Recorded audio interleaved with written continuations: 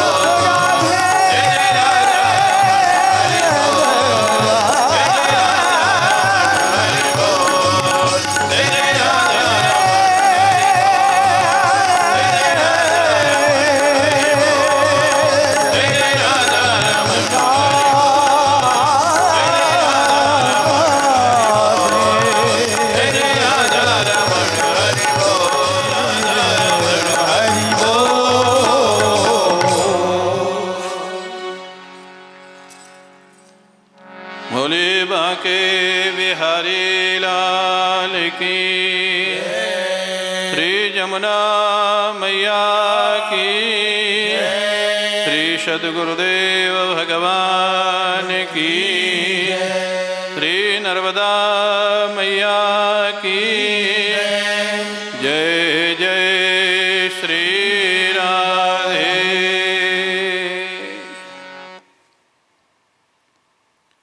परम पूज्य प्रातः स्मरणीय श्री सद्गुरुदेव भगवान के श्री चरणारविंदों में साष्टांग प्रणाम। श्रद्धेय केवलपुरी जी महाराज, पूज्य संत वृंद, हमारे आदरणीय श्री विनोद जी गोटिया, हमारे नगर के महिला मोर्चा के अध्यक्ष हमारे प्रिय रूपा राव, हमारे नगर में जिन्होंने बहुत काम किया है नगर के लिए, ऐसे हमारे आदरणीय वेद प्रकाश जी, आदरणीय धीरावाणी जी, हमारे समाज सेवी उद्योगपति श्री कैलाश जी, अशोक रंगा जी, संजय अग्रवाल जी और संपूर्ण सत्र की संयोजिका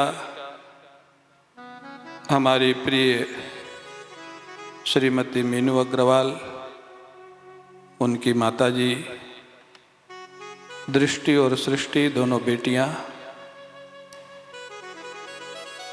और जो कभी कभी हमारे सत्संग में दिखाई देते हैं अभय सिंह जी, हमारे नितिन भाटिया जी, कौशल सूर्य जी, मनीष दुबे। तो ये भी एक संयोग है। एक बार मैंने अभय सिंह को कहा या तो आपके परिवार में जाते हैं तब आप देखते हैं, या राकेश सिंह जी, आर्यन सिंह जी आते हैं तब आप देखते हैं। तो शायद उनको लगा होगा, तो आज उन बिना किसी के भी आज यहाँ बैठे हुए हैं, तो इनके लिए भी तालियां होनी चाहिए आज। यहाँ तो अभी सुंदर भजन आप लोगों ने श्रवण किया मीरा का। मीरा के भजनों में प्रायः संयोग के भजन ज़्यादा है, वियोग के बहुत कम है। मैं समझता हूँ 5-10% होंगे। और मेरे को मीरा के भजन बहुत प्रिय है, क्योंकि उन्होंने कभी कोई शिकायत नहीं किया ठाकुर से। उनके जीवन में भी ऐसी ऐसी समस्याएं आपको लगता है आज जितने कृष्ण भक्त हैं, किसी के जीवन में मीरा की जितनी समस्याएं आई हैं क्या? मेरे को तो नहीं लगता इन 500 वर्षों में। और इतनी बड़ी कृष्ण भक्त मीरा, जिनके नाम पे मूवी भी बनी है, भजन भी हैं, अनेक नृत्य नाटिकाएं होती हैं, वो मीरा के जीवन में ससुराल में इतना कष्ट, पति का वियोग, देवर और ननंद के द्वारा इतना कष्ट दिया गया कि घर परिवार छोड़ के वृंदावन ही जाना पड़ा। तो मीरा को शिकायत क्यों नहीं थी? रहस्य की बात यही है। मीरा को अगर उन व्यक्तियों के रूप में व्यक्ति दिखता तो शिकायत होती। मीरा के उन व्यक्तियों के अंदर भी अपना गिरधर गोपाल दिखता था, इसलिए कभी कोई शिकायत नहीं किया मीरा ने। हाँ, गिरधर गोपाल, यही मीरा की खासियत थी। कभी उन्होंने कोई शिकायत ही नहीं की। और इस सत्र की जो संयोजिका हैं मीनू अग्रवाल, कुछ कुछ जीवन उनका भी वैसा ही होता जा रहा है। उनके जो ये ठाकुर जी हैं मंच पे बैठे हैं, ये कोई सामान्य ठाकुर जी नहीं है।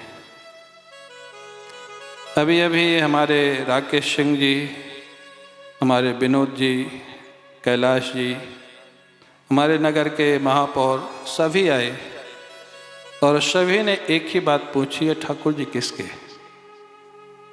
इतने सुंदर।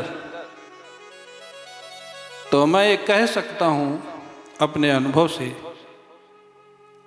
ये ठाकुर जी केवल विग्रह नहीं है, ये ठाकुर जी जागृत है। ये मेरा अपना अनुभव है। तो विग्रह में जो जागृति आती है,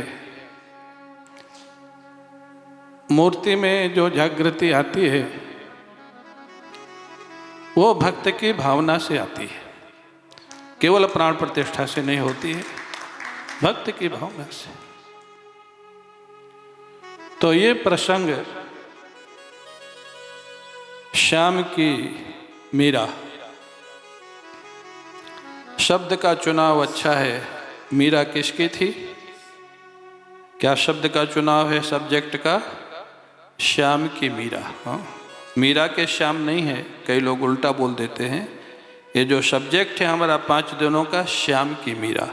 मीरा किसकी थी? श्याम की, और किसी की नहीं थी। उनके हर पद के अंत में एक ही शब्द आता है, मेरे तो गिरधर गोपाल दूसरो ना कोई, जाके सिर मोर मुकुट मेरो पति सोई। वो मीरा। तो इनका जो भाव है, 500 साल पहले मीरा को अनेक रूपों में गिरधर गोपाल ने दर्शन दिए, लीलाएं की उनके साथ, और उससे हम लोगों को संबल मिलता है कि इस कलयुग में भी भगवान कृष्ण हमको दर्शन दे सकते हैं, हमारे साथ रह सकते हैं, हमको अपनाते हैं। ये कलयुग के लिए संबल है। और मैं इस मंच से कह सकता हूँ, इस बात को इस समय मीनू अग्रवाल ने प्रूफ कर दिया है कि ठाकुर जी आज भी हैं और जागृत हैं, और वो ठाकुर जी मिलते हैं। हमको खुशी होती है जो ठाकुर जी से जितना क्लोज है। हम लोग साधु हैं, घर परिवार छोड़ा, तो समझ लेना जिसने घर परिवार छोड़ा वो ईश्वर को छोड़ के किसी को भी छोड़ सकता है। दूसरी भाषा में समझ लो, गांव की भाषा में, जो अपने घर का नहीं हुआ वो किसी का नहीं होगा। हाँ, जो लोग मानते हैं ना हमारे हमारे हमारे हमारे, इस भ्रम में मत रहना। जो एक्चुअल साधु है वो खाली ठाकुर का है। ठाकुर से जो जुड़ा है वो साधु को अपना प्रतीत होता है। जो भगवान कृष्ण से जुड़ा है, राम से जुड़ा है, शिव से जुड़ा है, माँ नर्मदा से जुड़ा है। आप लोग सब नगर के निवासी मेरे से बहुत प्रेम रखते हैं, मैं जानता हूँ, लेकिन हमारा एक ही सूत्र है, जबलपुर में जो नर्मदा जी का है वो हमारा है, जो नर्मदा जी का नहीं है वो हमारा नहीं है। हमारा नाता एक ही है। हमारा नाता माँ नर्मदा के नाते है, हमारा नाता किसी व्यक्तिगत नाते नहीं। और नर्मदा जी का आपने प्रभाव देखा है। नर्मदा जी ने बामन को विराट बनाया और विराट को बामन बनाया, संकेत में समझ लो। हाँ, ये नर्मदा जी का प्रभाव है। तो भक्तमती मीरा, ये इतना सुंदर प्रसंग है। जैसे अभी शायद किसी ने कहा था, हाँ शायद अन्नू ने कहा था कि इन प्रसंगों पे चर्चा कम होती है, नेचुरली कम होती है, क्योंकि ये भक्ति के प्रगाढ़ प्रसंग है। ये वैधि भक्ति का प्रसंग नहीं है, ये प्रेम लक्षणा भक्ति का प्रसंग है। हाँ, जहाँ ठाकुर से तार जुड़ जाता है, जहाँ ठाकुर के संकेत मिलने लग जाते हैं, जहाँ ठाकुर का आदेश उपदेश मिलने लग जाता है, मीरा का प्रसंग वो है। हाँ, ये विधि वाला नहीं है। विधि वाला तो प्रारंभिक है, गुरु जी ने बताया 2 माला करना है तो कर रहे, कभी रो के कर रहे हैं, कभी हंस के कर रहे हैं, कभी सो जाते हैं। हाँ, वो वैधि भक्ति है। लेकिन क्या आपको बच्चे को याद करने के लिए माला लेनी पड़ती है? क्या आपको व्यापार को याद करने के लिए माला लेनी पड़ती है? क्या उसमें नींद आती है? आपका बच्चा अगर विदेश में रहता है, रात में 2 बजे फ़ोन आ जाए, 1 घंटा बात करोगे तो भी नींद आएगी क्या? हाँ ना बोलते चलो, आएगी? नहीं आएगी। अच्छा, बच्चे की बात छोड़ो, कैश काउंटिंग करने को मिल जाए 2, 4, 10 लाख रात में 2 बजे, काउंटिंग के बीच में नींद आएगी? हाँ ना बोलते चलो। आप लोग तो सब गृहस्थ हो, नहीं आएगी ना? तो माला में नींद क्यों आती है? हमारे गुरुदेव पूज्य स्वामी अखंडानंद जी महाराज से एक साधक ने पूछा, महाराज माला करते करते नींद आ जाती, क्या करें? महाराज जी ने यही 2 संदेश दिए। विदेश से तुम्हारे बेटे का फोन आ जाए रात में तो नींद आएगी? बोले नहीं आएगी। व्यापार में कैश काउंटिंग करने को रात में समय मिले तो आएगी? बोले नहीं आएगी। तो बोले जवाब तो तुम्हारे पास ही है। कैश काउंटिंग में नींद नहीं आती, बेटे से बात करने में नींद नहीं आती। अगर ठाकुर के माला में नींद आती है तो जितना प्रेम अभी बेटे से है, जितना प्रेम अभी लक्ष्मी जी से है, कैश से है, उतना प्रेम अभी ठाकुर से नहीं हुआ है, इसीलिए नींद आती है। हाँ, ताली बजा लो अपने ऊपर भी। नींद आती वो भी बजा लो, नहीं आती वो भी बजा लो।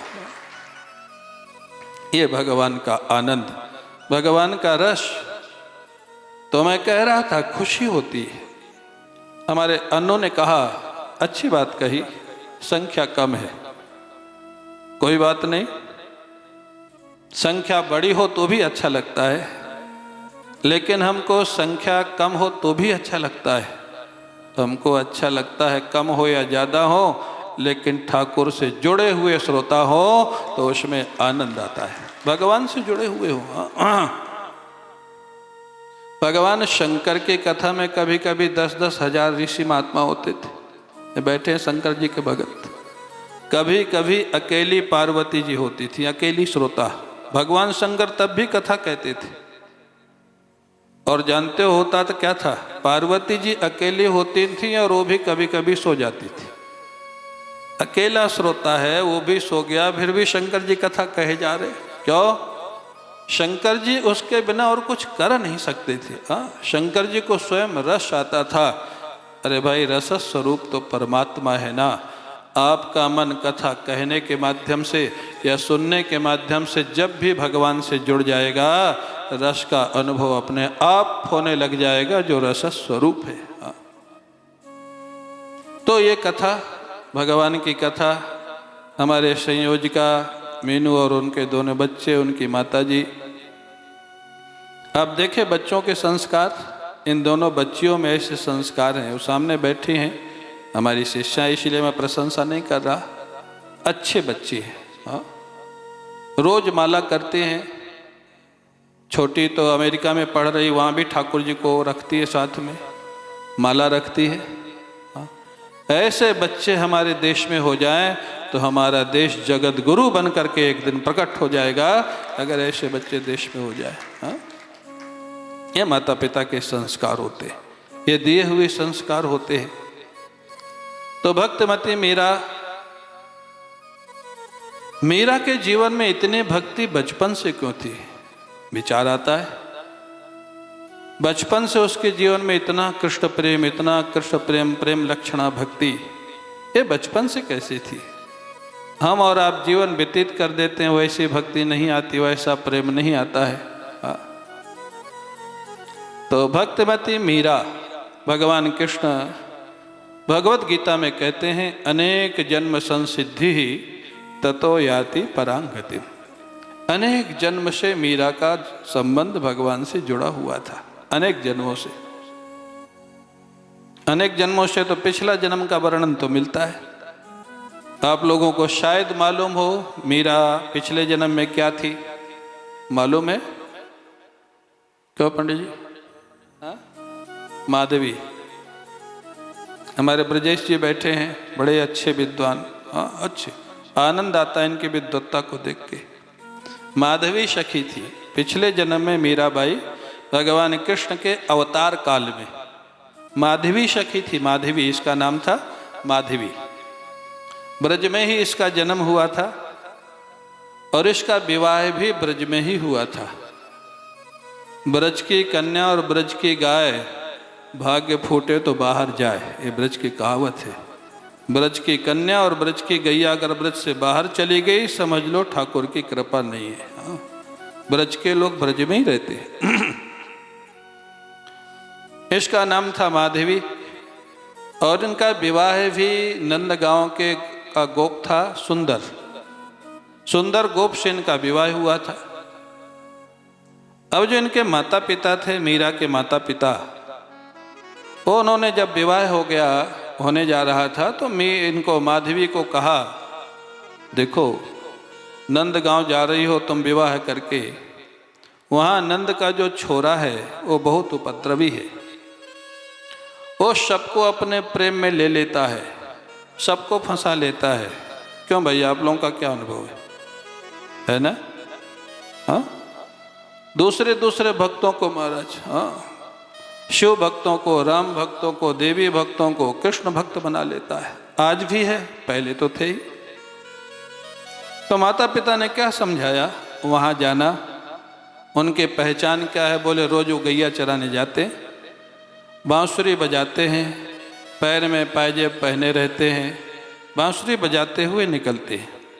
जैसे ही वो निकले तुम उधर से मुख दूसरी तरफ कर लेना, घूंघट डाल लेना, उनकी तरफ देखना मत, उनसे बोलना मत, तो तुम्हारा धर्म की रक्षा होती रहेगी, धर्म की निष्ठा बनी रहेगी। ऐसे ऐसे माता पिता थे। हाँ, पति को छोड़ करके दूसरी तरफ देखना नहीं, किसी से बोलना नहीं, हाँ, अपने धर्म की रक्षा करना, क्या निष्ठा थी। और भगवान कृष्ण तो भगवान कृष्ण, विवाह होकर के माधवी का आ गया, महाराज नंदगांव आ गई। भगवान को पता लगा, भगवान तो ब्रज में जिस जीव का प्रवेश होता है सबको अपनाते, सबको अपनाते। जो सुंदर गोप था भगवान कृष्ण से आयु में थोड़ा बड़ा था। भगवान कृष्ण ने सुंदर से पूछा, विवाह हो गया? बोले हो गया। तो बोले हमको मिला तो दो थोड़ा अपनी धर्मपत्नी से। सुंदर बोला मिल लो, इसमें क्या समस्या है।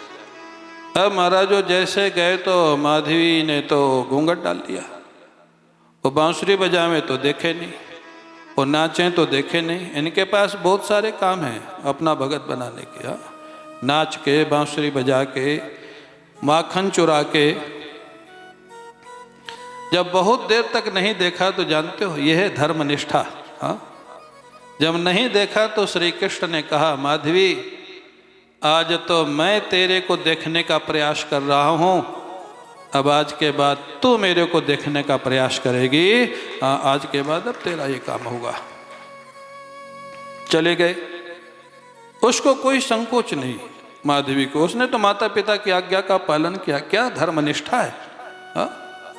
और हमारे गुरुदेव पूज्य स्वामी अखंडानंद जी महाराज कहते हैं, पहले जीवन में धर्मनिष्ठा हुए उसके बाद भक्ति का प्राकट्य होगा।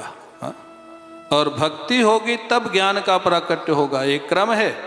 धर्मनिष्ठा माने अपने कर्तव्य की पूर्ति, आचरण की शुद्धता, मर्यादा की रक्षा, किसी को चीट नहीं करना, किसी से झूठ नहीं बोलना, किसी का हक नहीं छीनना, ये धर्मनिष्ठा के सूत्र है।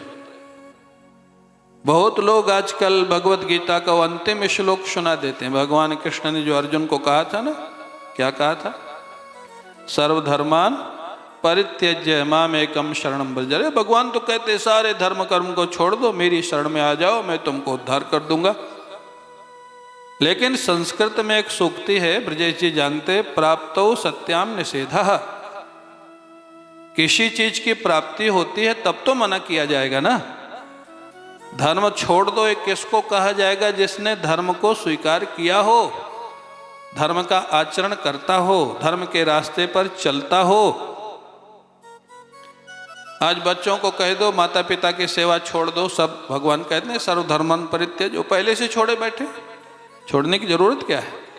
ये तो उनको कहा जाता है जो सेवा कर रहे हैं, जो सेवा नहीं छोड़ सकते हैं उनको भगवान कहते हैं मेरे आदेश का पालन करो। अंत में तो पहले धर्म निष्ठा हुए, माता पिता के प्रति सेवा हुए, पति के प्रति निष्ठा हुए, अपने कर्तव्यों का पालन हुए, उसके बाद धर्म निष्ठा होगी, तब भगवत प्रेम आएगा। क्यों, कैसे आएगा? धर्म निष्ठा जब होगी, आप ईमानदारी से समाज में, परिवार में रहोगे, अंडरलाइन ईमानदारी, एक न एक दिन परिवार और समाज आपको छोड़ता जाएगा, छोड़ता जाएगा। वो कहेंगे हमारे काम के नहीं है, हाँ ये गड़बड़ नहीं करते हैं, गड़बड़ करने नहीं देते।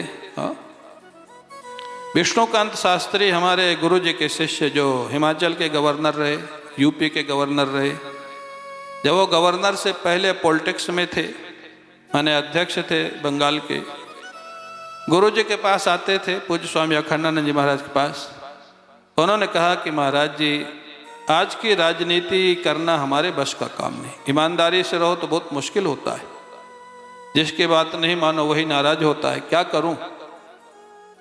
गुरु जी मुस्करा के बोले, स्वामी अखंडानंद जी महाराज बोले, विष्णुकांत, ना पार्टी छोड़ना ना ईमानदारी छोड़ना। बोले उससे क्या होगा महाराज? बोले पार्टी तुमको नहीं छोड़नी पड़ेगी, पार्टी तुमको छोड़ देगी। और वो सही में कुछ दिन बाद उनको गवर्नर बना दिया कि आप शांति से रहो, आप अच्छे निष्ठावान कार्यकर्ता हैं भाजपा के, तो आप शांति से रहो, लेकिन आप भाजपा में वैसे रहने लायक नहीं। हाँ? नाराज नहीं होना आप लोग, हाँ? सत्य घटना है। मैं ना भाजपा का हूँ ना मैं कांग्रेस का हूँ। अगर मैं किसी को सपोर्ट करता हूँ तो मोदी और योगी को, हाँ, व्यक्तिगत रूप से, हाँ, बाकी मैं किसी को नहीं करता हूँ।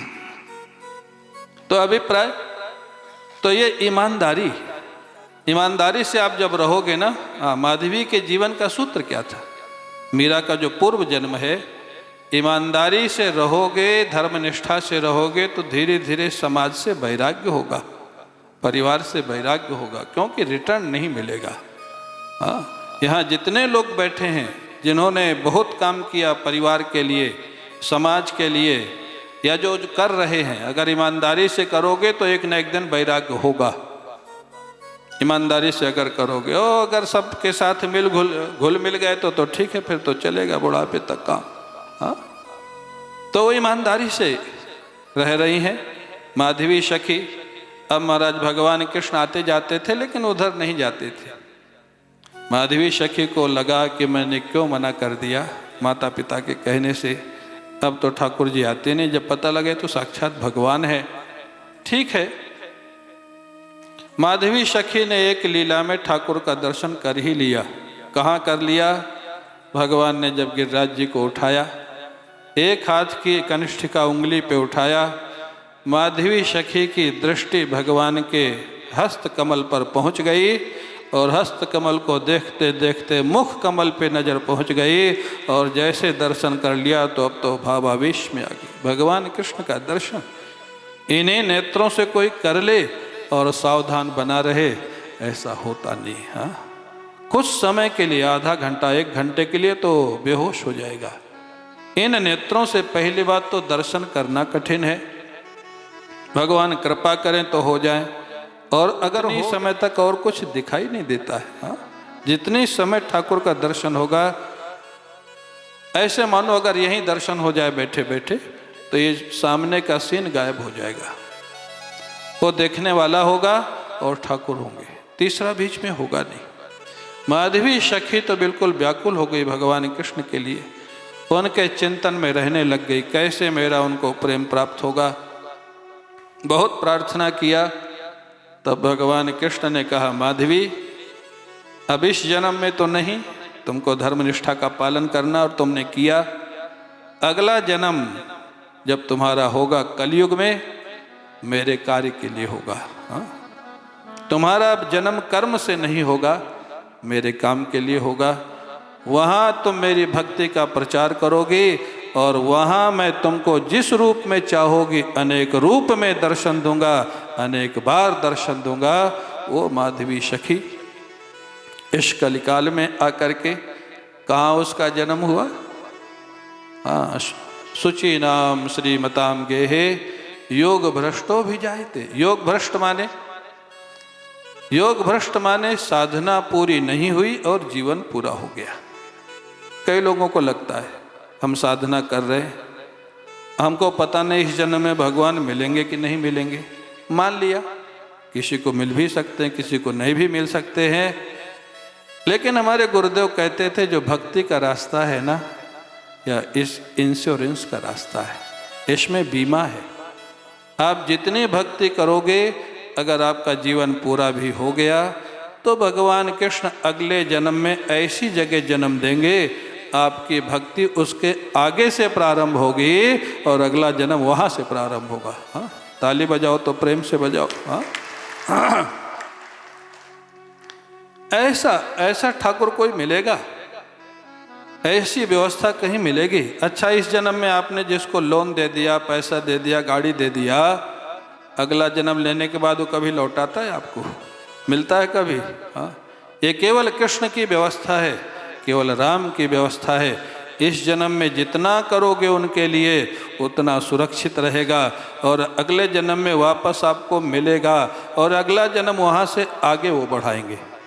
इसलिए आप देखते हैं कोई बचपन से साधु हो जाता है, किसी को 2 साल में भगवान का अनुभव होने लग जाता है, किसी को 10 साल में नहीं होता, मतलब पिछले जन्म का लिंक है। शुचि नाम श्रीमताम गेहे योग भ्रष्टो भी जायते। अर्जुन ने पूछा था भगवान कृष्ण से गीता में, प्रभु जीवन पूरा हो जाए और साधना पूरी ना हो तो क्या होता है? बोले अर्जुन, जो मेरे रास्ते पर चल पड़ा है उसकी सुरक्षा मेरा काम है। अगला जन्म मैं ऐसे पवित्र परिवार में देता हूँ। पवित्र, शुचि नाम शब्द है, पवित्र। ध्यान रखना, स्वच्छता और पवित्रता में भेद है। स्वच्छता तो यह है कि यहाँ कुछ दिखाई, कूड़ा कचरा नहीं दिखाई रहा है, स्वच्छता है। लेकिन जूता चप्पल पहन के मंच पे आ जाए वो अपवित्रता है। हाँ? धार्मिक मंच पर जूता चप्पल पहन के, कई बार हम देखते हैं महाराज जो राजनीतिक मंच होते हैं सब जूता चप्पल पहन के, सरस्वती जी का पूजन करना तो भी जूता चप्पल पहने, कोई किसी का पूजन करना जूता चप्पल पहने। मंच बहुत अच्छा हो सकता है, स्वच्छ हो सकता है, लेकिन वो पवित्र नहीं होता है। हाँ? पवित्रता तो भगवान कृष्ण कहते हैं मैं पवित्र परिवार में जन्म देता हूँ, और केवल पवित्र नहीं, जितना उसको आवश्यक है संपत्ति की, उतनी संपत्ति जिस परिवार में होगी वहाँ जन्म देता हूँ, जिसके लिए पैसे के लिए भी परेशान न होना पड़े, वो साधना करे। इतनी व्यवस्था कौन करता है? इतनी व्यवस्था कृष्ण को छोड़ के कोई नहीं करता। तो मैं तो आप लोगों से कहूँगा, भाई हम लोगों को तो उसका फायदा मिल रहा है। आप बहुत सारे इंश्योरेंस किए होंगे, हेल्थ का इंश्योरेंस किया होगा, लाइफ इंश्योरेंस किया होगा। एक इंश्योरेंस हमारे कृष्ण के लिए कर दो, अनेक जन्मों के लिए हो जाएगा और वो अपने को मिला के छोड़ेंगे। हाँ, एक नाता जोड़ लो ना। एक नाता जोड़ना मतलब रोज का कम से कम 1 घंटा उनको देने लग जाओ। कितना मांग रहे हैं भाई? 24 घंटे में कितना मांग रहे हैं? क्यों, संजय अग्रवाल हैं कि नहीं? अच्छा बैठे, मैं सोचा शायद काम आ गया हो, चले गए हो। 24 घंटे में कितना मांग रहे हैं? 1 घंटा। तो ज्यादा मांग रहे हैं कि कम मांग रहे हैं? बोलते चलो, जवाब तो आपको ही देना होगा। 24 घंटे में श्री कृष्ण 1 घंटा मांगते। 1 घंटा मेरे को रोज दो, मैं तुम्हारा इंश्योरेंस कर दूंगा अनेक जन्मों के लिए। तो सस्ता ये फायदे का सौदा है कि घाटे का? अगर आप व्यापारी हैं तो भी सोच लीजिए, फायदे का सौदा है ना? हाँ ना तो बोलते चलो। तो कल से दोगे ना? अब सब चुप, बिल्कुल साइलेंट। जो दे रहे हैं वो खुश है, जो नहीं, आज तो हमारे इन 4 पे नजर बहुत जा रही है। पीछे जो एक लाइन में 4 बैठे हैं ना, जो कभी कभी मिलते हैं। तो अब कहते 1 घंटा, शुचि नाम श्रीमताम गेहे। कोई बोलते पवित्र परिवार में और पैसे वाले परिवार में। मीरा का जन्म कहाँ हुआ भाई? गरीब के यहाँ हुआ, मिडिल क्लास में हुआ या राजघराने में हुआ? कहाँ हुआ? राजघराने में। ये कृष्ण दिया, श्री कृष्ण ने। क्यों परेशान हो जीवन भर कमाई के लिए? श्री कृष्ण क्यों हो जाओ, जितना चाहिए उससे ज़्यादा अपने आप भेजते रहेंगे और आप भजन करो, वो आपका काम करते रहेंगे।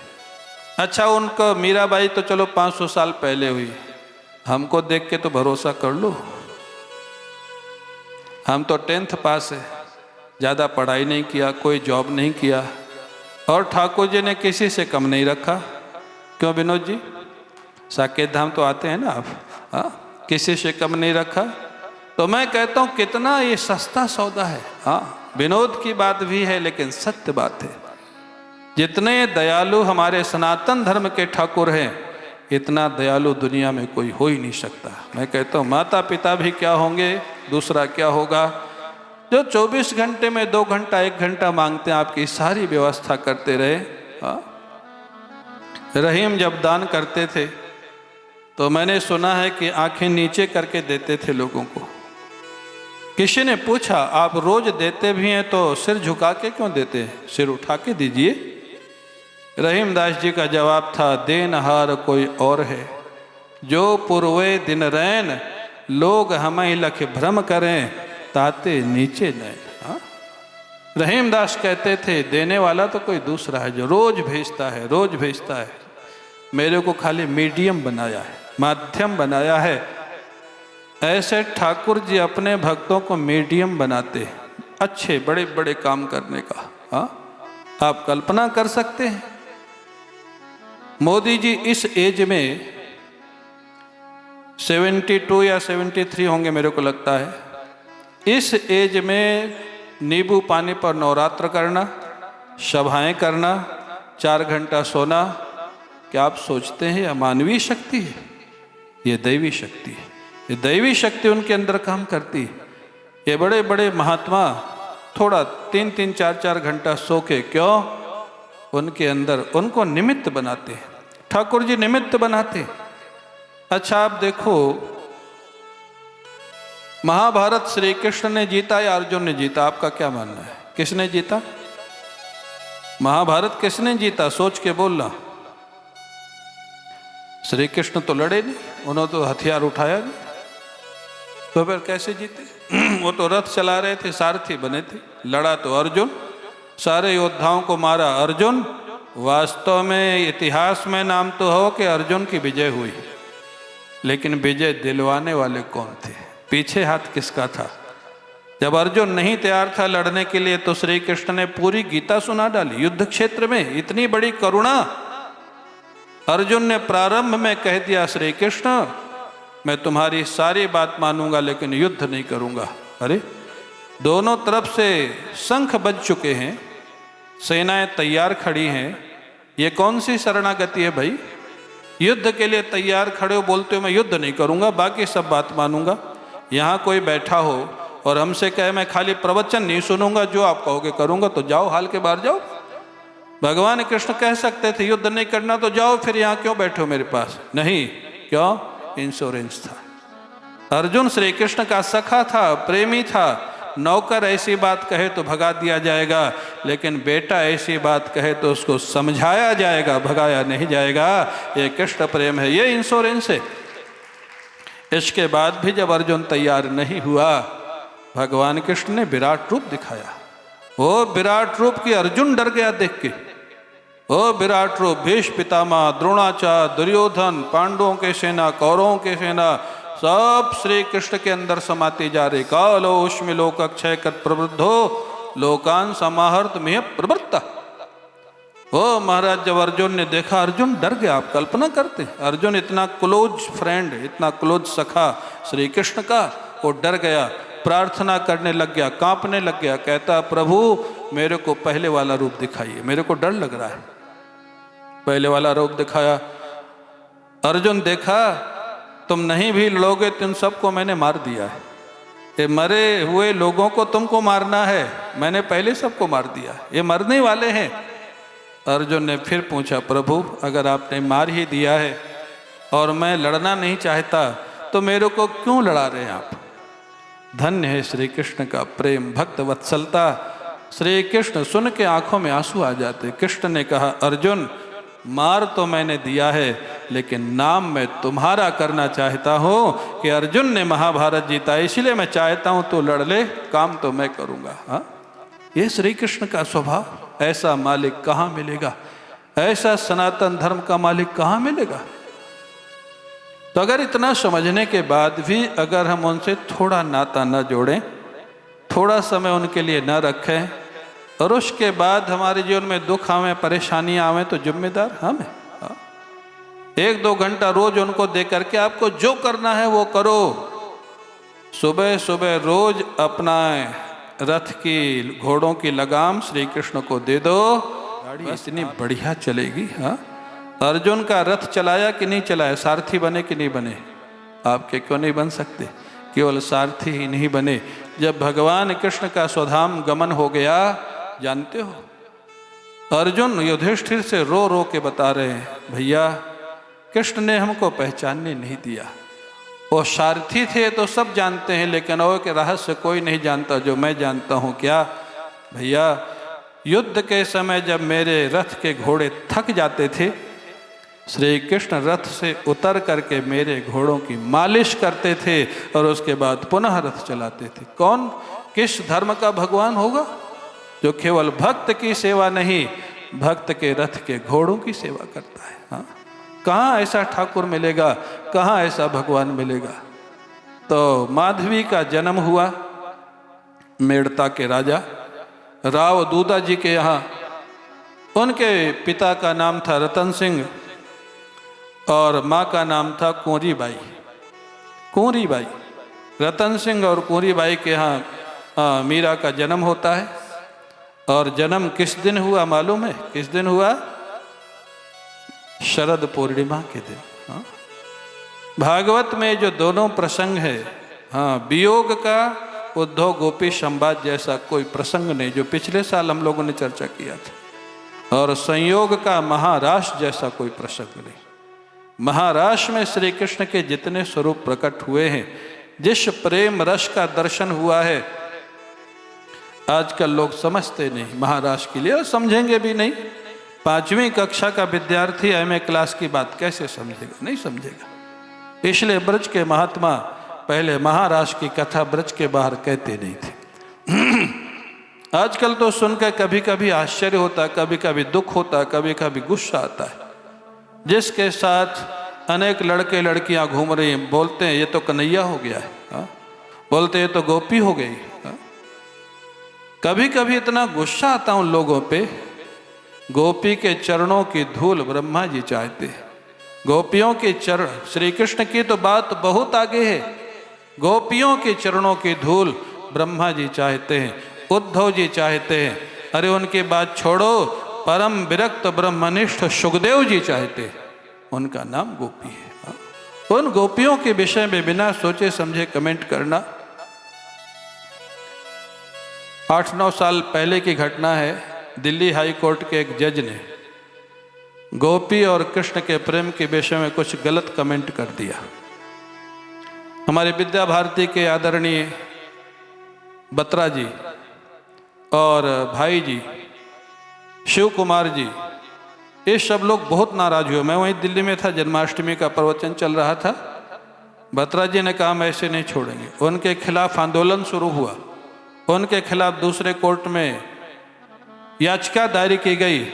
अंत में इतने वकील खड़े हो गए कि जज को अपनी बात वापस लेनी पड़ी। हम लोगों ने कहा आप अपने क्षेत्र के विद्वान हैं, लेकिन जिस क्षेत्र में आपका प्रवेश नहीं, आप वृंदावन कभी गए नहीं, आपने गोवर्धन की परिक्रमा की नहीं, आपने कृष्ण नाम कभी लिया नहीं, आपने किशोर जी का दर्शन कभी किया नहीं, आप गोपी के विषय में कैसे कमेंट कर सकते हैं? हाँ? गोपी कौन है, कृष्ण कौन है, महाराज कौन है, ये तो कोई कृष्ण प्रेमी बता सकता है। हाँ? भागवत ध्यान से पढ़ो, ध्यान से सुनो, इतना रस है, दुनिया का रस भूल जाएगा। वो शरद पूर्णिमा के दिन मीराबाई का जन्म होता है। इतना पावन दिन जिसने भगवान कृष्ण ने गोपियों को स्वीकार किया था। और उस दिन जानते हो जन्म के समय थाली बजती है। पुरानी परंपरा थी थाली बजती थी, अब तो पता नहीं बजती नहीं बजती। और अब तो घर में थालियाँ ही नहीं होती कांसे के पीतल की। कांच की थाली तो बजे कैसे, बजे तो टूट जाए। ये जो फॉरेन कल्चर है ना, सब बिगाड़ दिया है। महाराज थाली बजती है, लेकिन वो लोग इतने उत्साह में थे, उनके माता पिता और दादाजी थाली बजाना भूल गए। जब भूल गए तो आपको आश्चर्य होगा, कांसे की थाली अपने आप बजने लग गई। वो मीरा का जन्म था। वो मीरा का जन्म था, जहाँ प्रकृति नृत्य कर रही है, जहाँ प्रकृति को आनंद हो रहा है। एक भद्र पुरुष आ जाए, प्रकृति माने लोगों में आनंद छा जाता है। एक दुष्ट पुरुष आ जाए, लोगों में भय छा जाता है। हमारे गुरुदेव पूज्य स्वामी अखंडानंद जी महाराज यहीं बाहर प्रांगण में उनका प्रवचन होता था। मैंने सुना है लोगों से, सेठ गोविंदास जी उनको बुलाते थे और पूरा ये प्रांगण बाहर का खचाखच भरा होता था। चबूतरा भी बना जहाँ बैठ कर प्रवचन करते थे। एक बार उनके प्रवचन का जो समय था, और इसी महाराज पे प्रवचन था, महाराज की कथा पे, सिनेमा देखने लोग जाना बंद कर दिया। सिनेमा घर के मालिकों को निवेदन करना पड़ा, महाराज आप अपनी कथा का समय थोड़ा चेंज कर लें तो हमारे सिनेमा घर चलें, नहीं तो लोग सिनेमा घर नहीं जा रहे हैं, कथा सुनने आते। ये महाराज की कथा है। उस दिन उनका जन्म हुआ, थालियां बजी। अब महाराज उनका ज्योतिषियों ने बताया, यह ऐसी बालिका है जो एक कुल का नहीं, पीहर और ससुराल दोनों का नाम रोशन करेगी, दोनों का नाम रोशन करेगी। ऐसी बालिका है, ज्योतिषियों ने बताया। इनका नाम एक्चुअल में राजस्थानी भाषा में मिहिरा रखा गया था, और मिहिरा बोलते बोलते मीरा हो गया। अब ये छोटी बालिका है, 4-6 महीने के बालिका है। स्वाभाविक बच्चों के ही स्वभाव होता, कभी कभी रोते, बिना कारण रोते। एक दिन मीरा भी रो रही, शांति नहीं हो रही, ना माँ से, ना खिलौने से, ना दूध से, ना पानी से। उनके जो दादाजी थे, राव दूदाजी, वो मीरा को गोद में लेकर के चतुर्भुज नाथ जी का मंदिर था, उनके आराध्य थे भगवान विष्णु। मंदिर में चले गए, वहाँ संकीर्तन हो रहा था। संकीर्तन सुनते ही मीरा शांत हो गई। कितनी बड़ी थी? 6 महीने की। 6 महीने की बालिका संकीर्तन सुना, शांत हो गई।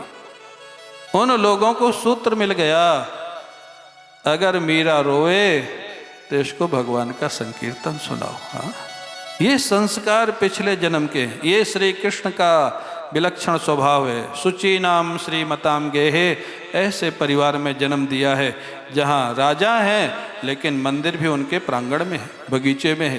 पवित्र परिवार है, श्रीमान परिवार है। अब मीरा बढ़ते बढ़ते महाराज बड़ी हो गई, 4 साल की हो गई। इनके घर में साधु संतों का आना जाना रहता था। अच्छे महापुरुष थे, राजा बड़े धार्मिक थे। ब्रज से एक संत आए, और संत के साथ वो गिरधर गोपाल थे। गोपाल जी की वो पूजा करते थे, साथ में रखते थे। 4 साल की मीरा बैठ के वो देखती थी। वो संत जब पूजा करते थे, कभी उनको आंसू आते थे, कभी महाराज वो हंसते थे, कभी रोते थे ठाकुर की पूजा के समय। मीरा ने एक दिन पूछा, बड़े ध्यान से देखती थी, 4 साल की बालिका, पूछा, बाबा जी ये कौन है? बाबा जी ने कहा, हमारे गोपाल जी हैं। मीरा बहुत छोटी बालिका, लेकिन बड़ी बुद्धि तेज थी। मीरा ने कहा, तो आपके गोपाल जी तो बहुत छोटे से हैं, हमारे मंदिर में चतुर्भुजनाथ जी तो बहुत बड़े। महात्मा जी मुस्कराए। महात्मा जी ने कहा, बेटी भगवान छोटे बड़े नहीं होते, ये तो भगवान के प्रतीक हैं। प्रतीक हैं, भगवान नहीं है। हाँ बेटी, ये प्रतीक हैं, भगवान तो सब जगह है। मीरा ने कहा, तो सब जगह हैं तो आप इन्हीं की पूजा क्यों करते हैं? आप पेड़ की पूजा क्यों नहीं करते?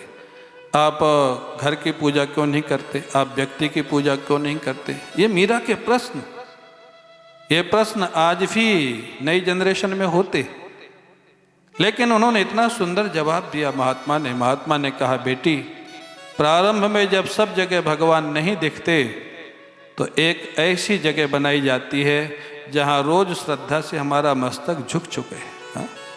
इसलिए हम ठाकुर जी के एक मूर्ति बनाते हैं, विग्रह बनाते हैं, प्रतीक बनाते हैं, उनको रोज प्रणाम करते हैं, सेवा करते हैं।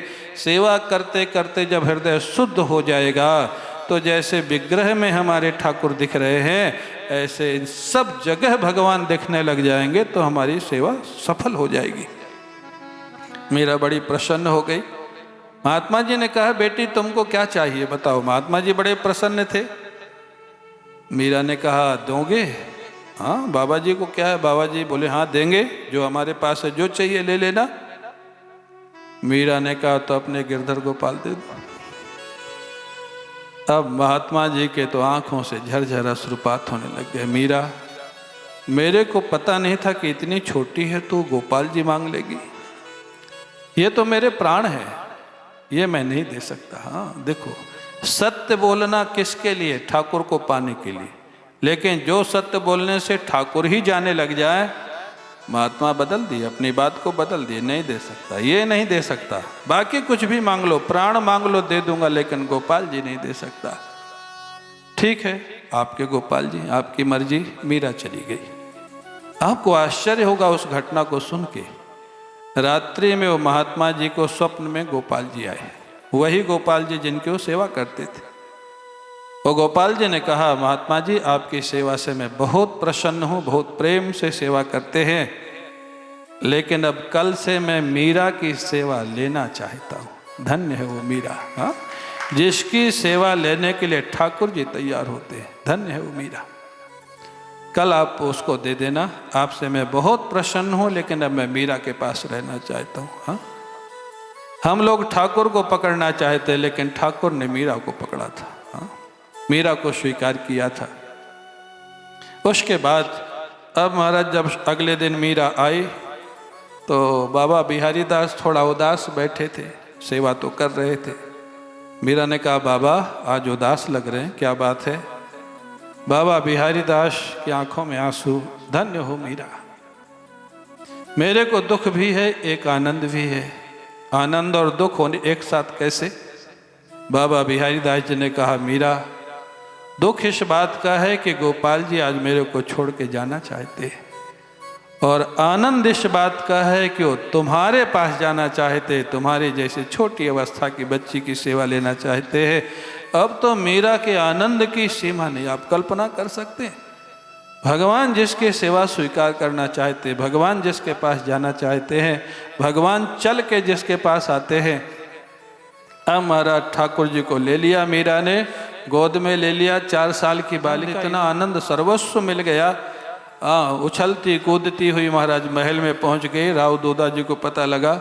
अब महाराज वो अपनी, क्या भाव उस बच्ची में आप देखें, शायद हम में आप में वो सोच आती है कि नहीं। अब कहाँ बैठा ले, कैसे बैठा ले? अपनी ओढ़नी बिछा दी। ओढ़नी बिछा दी, वहाँ पे बैठा दिया और ठाकुर जी से कहती है, चिंता मत करो, 2-4 दिन के अंदर ही आपका बढ़िया सिंहासन बनवा दूंगी। हाँ, अभी तो मेरे पास ही यही है। आप कभी क्या ऐसे ठाकुर जी से बात करते जैसे मीरा कर रही थी? अभी तो मेरे पास ही यही है। ये बात कर रही है तो उनके दादाजी राव दूधा जी उधर से निकले तो उन्होंने देखा ये बात किससे कर रही है, और ध्यान से सुना तो कहती है अभी। फिर मीरा उनसे पूछती है, ठाकुर जी से, गोपाल जी से, आपको खराब तो नहीं लग रहा मेरे यहाँ आके? आपको अपने उस संत जी की याद तो नहीं आ रही? क्योंकि वो बहुत सेवा करते थे, मेरे से पता नहीं इतनी सेवा होगी कि नहीं हुई। वो ठाकुर जी से वार्तालाप चल रहा है। राव दूधा जी देखे वार्तालाप तो ठाकुर जी से कर रही है। अंदर गए, मीरा को गोद में उठा करके अश्रुपात होने लग गया। धन्य हो गया मेरा परिवार, चतुर्भुजनाथ की कृपा से ऐसी बालिका मेरे घर में। राव दूधा जी ने कहा, मीरा इनके लिए क्या क्या बनाना है तू बता। राजघराना था, क्या कमी थी? सब कुछ बना के दूंगा। मीरा ने कहा, राव दूधा जी से सोने का सिंहासन बनवाओ, हीरे की ज्वेलरी बनवाओ, चंदन का हिंडोला बनवाओ। क्या सोच है बालिका की। हमारे गुरुजी कहते थे, आप अपने लिए जितनी व्यवस्था करते हो उससे थोड़ी ज़्यादा व्यवस्था का भाव जब ठाकुर जी के प्रति आ जाए तो सोच लेना प्रेम भक्ति आपके जीवन में प्रकट हो गई। हाँ, उससे थोड़ा ज़्यादा। अपने से कम अगर भाव है तो अभी आप ठाकुर जी को मानते कहाँ हो कि वहाँ है? आप तो मानते हो मूर्ति है, बैठी है।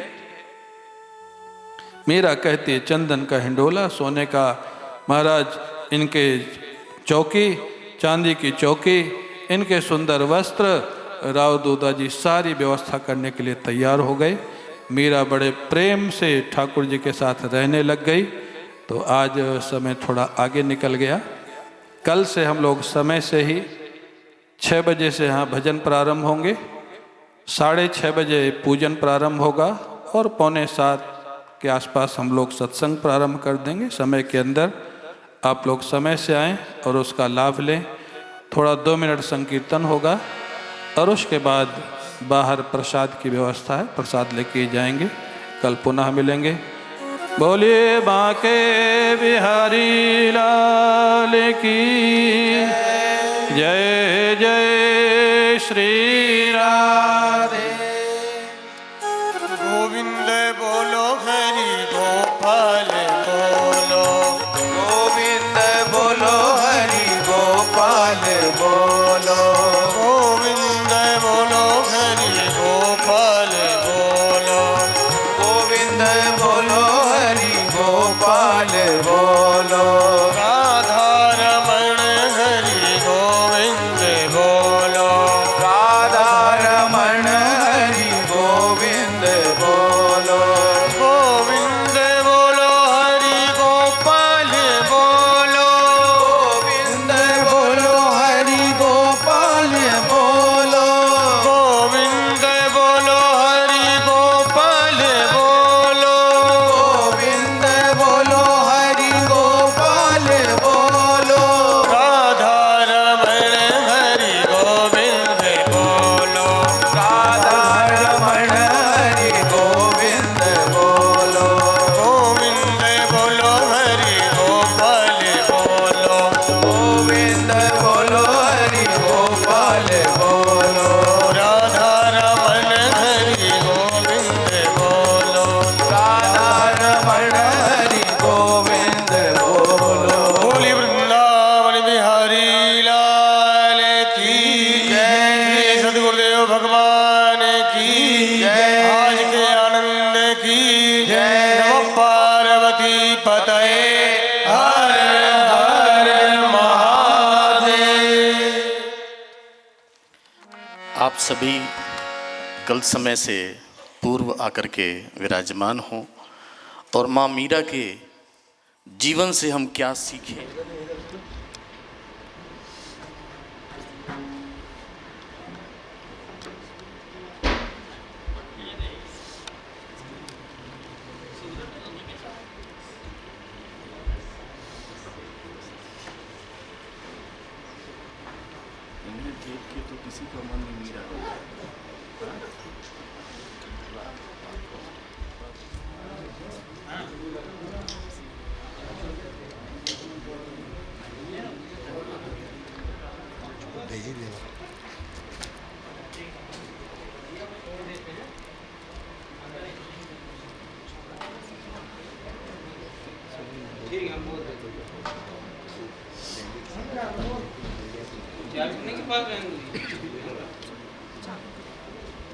उन्हीं को बोलते तो वही ले जाना चाहिए।